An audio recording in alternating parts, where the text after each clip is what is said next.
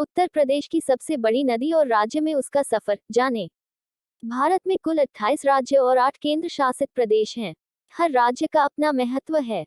हालांकि उत्तर भारत में राजनीतिक और आर्थिक रूप से उत्तर प्रदेश राज्य का महत्व और भी बढ़ जाता है। साल 2011 की जनसंख्या गणना के मुताबिक उत्तर प्रदेश भारत का सबसे अधिक आबादी वाला राज्य है।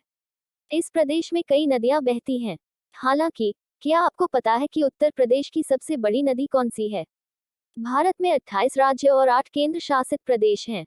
वैसे तो देश के हर राज्य का अपना महत्व है, लेकिन उत्तर भारत में राजनीतिक और आर्थिक रूप से उत्तर प्रदेश का महत्व और भी बढ़ जाता है।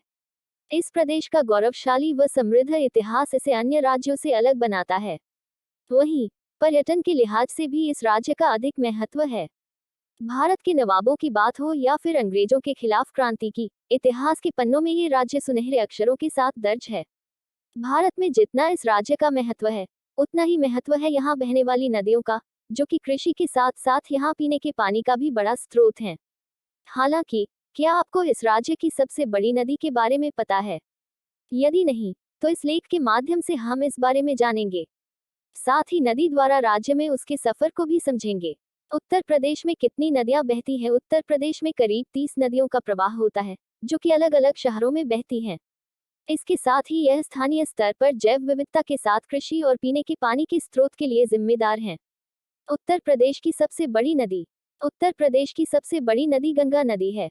यह नदी इस राज्य की सबसे प्रमुख नदी है, जो कि अपनी कुल 2525 किलोमीटर की यात्रा में 1450 किलोमीटर सिर्फ उत्तर प्रदेश में ही पूरा करती है। ऐसे में गंगा नदी यमुना नदी के साथ मिलकर इस राज्य में दो आब बनाने का काम करती है, जिससे इस राज्य में कुछ भाग में जमीन अधिक उपजाऊ हो जाती है। उत्तर प्रदेश में गंगा नदी का सफर। गंगा नदी उत्तराखंड में उत्तरकाशी में गोमुख ग्लेशियर से निकलकर हिमालय की घाटी में बहते हुए पहली बार हरिद्वार में मैदानी इलाकों में पहुंचती है।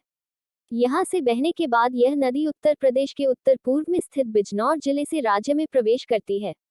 यहां से बहते हुए ये गढ़मुक्तेश्वर, सोरो, फर्रुखाबाद, कन्नौज, बिठूरू और कानपुर शहर से होते हुए प्रयागराज में पहुंचती है। यहां पहुंचने पर इसका संगम यमुना नदी से होता है। यहां आगे बढ़कर यह भारत के सबसे प्राचीन शहरों में से एक और शिव नगरी के रूप में विख्यात बनारस यानी वाराणसी पहुंचती है। इस नदी के किनारे आपको कई घाट देखने को मिल जाएंगे, जिनमें से अधिक का निर्माण मराठा साम्राज्य द्वारा कराया गया था। वहीं यहां से यह नदी आगे बढ़कर मिर्जापुर और गाजीपुर जिले में पहुंचती है, जिसके बाद यह नदी बिहार में प्रवेश कर जाती है।